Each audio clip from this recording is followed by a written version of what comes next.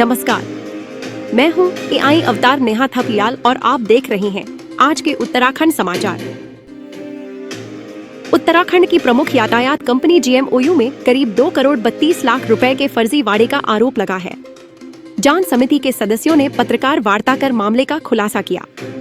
समिति के सदस्य महावीर सिंह रावत ने कहा कि अप्रैल 2023 से मार्च 2024 तक फर्जी वाउचरों से करीब 27 लाख रुपए निकाले गए। इसी प्रकार अन्य मनमानी की निकासी के तहत कुल 2 करोड़ 32 लाख 62,571 रुपए का फर्जीवाड़ा किया गया है। उन्होंने कहा कि जांच कमेटी की रिपोर्ट में पूर्व अध्यक्ष, पूर्व महाप्रबंधक, सेवानिवृत्त कैशियर, लेखा लिपिक सहित 9 लोग इस फर्जीवाड़े में दोषी पाए गए हैं। महावीर सिंह ने कहा कि कर्मचारियों के खिलाफ निलंबन की कार्रवाई गतिमान है, जबकि पदाधिकारियों के खिलाफ पुलिस की कार्रवाई की जा रही है।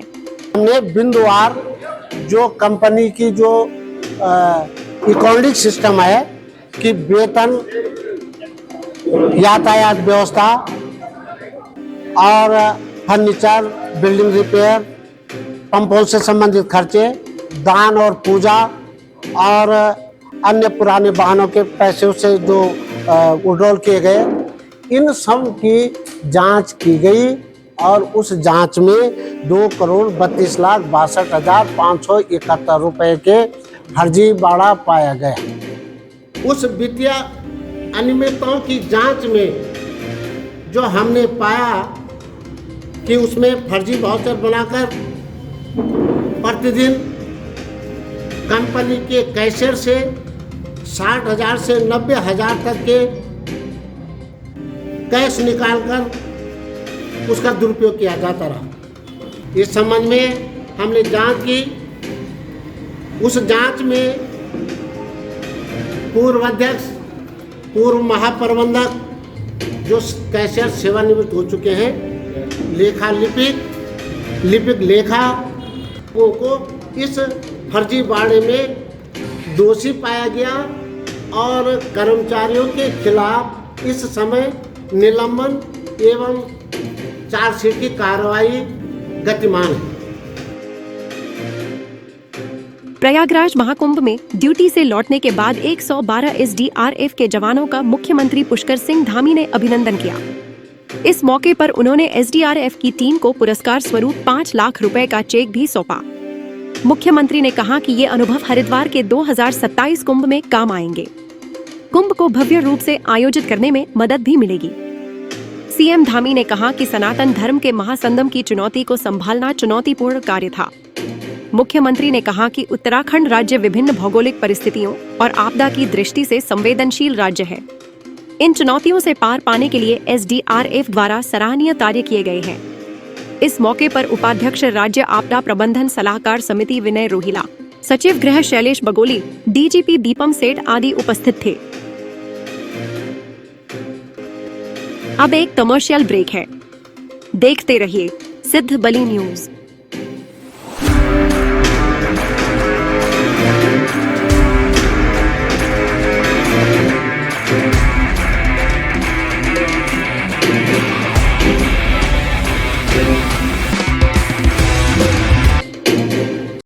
हरिद्वार पुलिस की NP narcotic task force ANTF ने 30 लाख रुपए की 101.39 ग्राम अवैध स्मैक के साथ 2 शातिर स्मैक तस्करों को गिरफ्तार किया है। इन तस्करों पर करीब 2 दर्जन मुकदमे दर्ज हैं।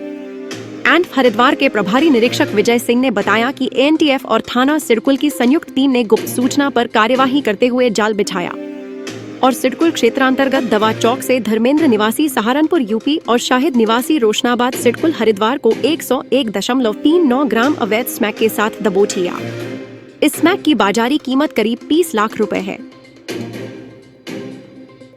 जिलाधिकारी पौड़ी डॉक्टर आशीष चौहान ने CM हेल्पलाइन की समीक्षा बैठक ली।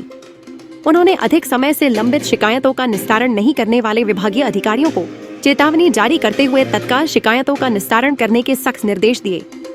बैठक में जिलाधिकारी ने 36 दिन से अधिक पुरानी शिकायतों का निस्तारण नहीं करने पर पुलिस विभाग, उरेडा, पेयजल निगम, वन विभाग, शिक्षा विभाग के अधिकारियों को चेतावनी जारी की। उन्होंने कहा कि जिन शिकायतों का निस्तारण किया जाता है उसकी जानकारी शिकायतकर्ताओं को भी दें। बैठक में अपर जिलाधिकारी अनिल सिंह गर्ब्याल आदि अधिकारी उपस्थित थे।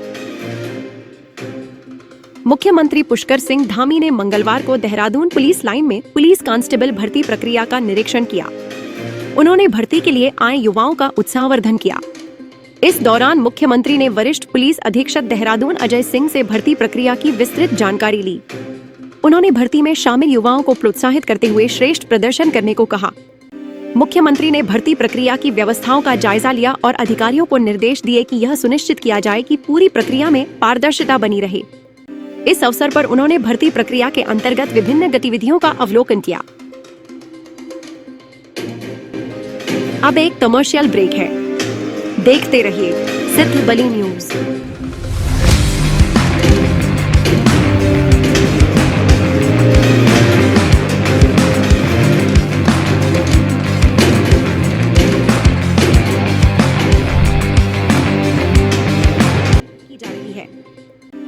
पौड़ी के कंडोलिया मैदान में चल रही पुलिस भर्ती प्रक्रिया में मंगलवार को दौड़ का आयोजन किया गया।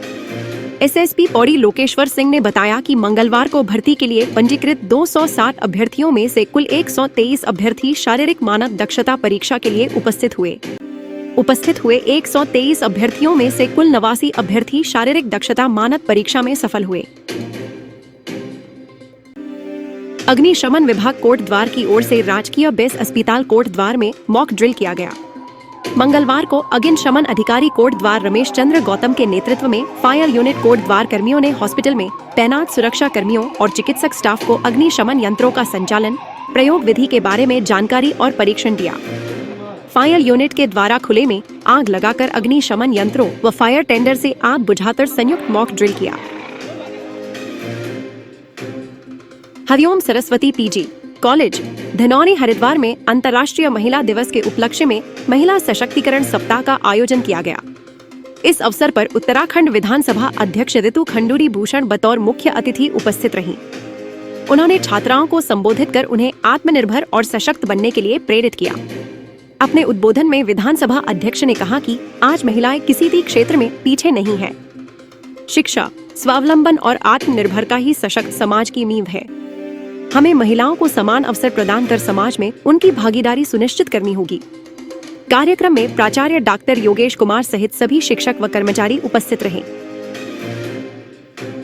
लेकिन आज मुझे फिर बहुत खुशी इस बात की है कि धीरे धीरे हमारी बहनें, हमारी बच्चियां, हमारे समाज ने इस चीज को समझना शुरू कर दिया है कि हर घर में बच्ची की आवश्यकता, बेटी होना कितना आवश्यक है, बिना बेटी के घर अधूरा।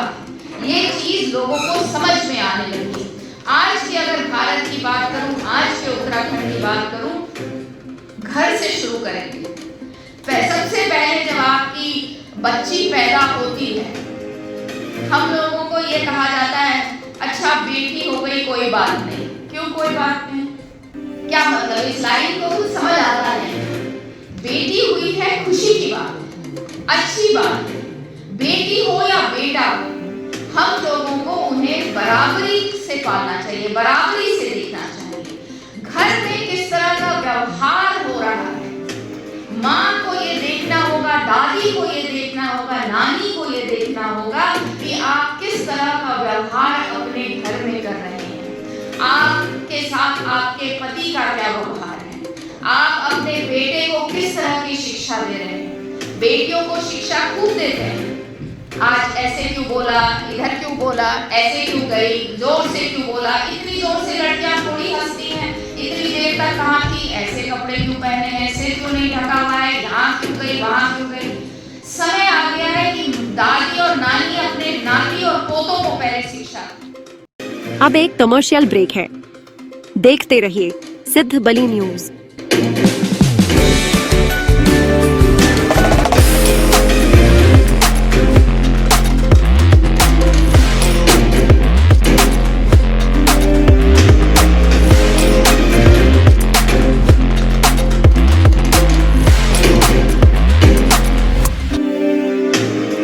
तो यह थे आज के समाचार।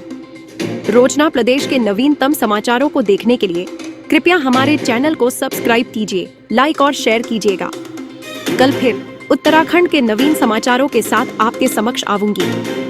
तब तक खुश रहिए, आबाद रहिए और देखते रहिए सिद्ध बली न्यूज। जय हिंद।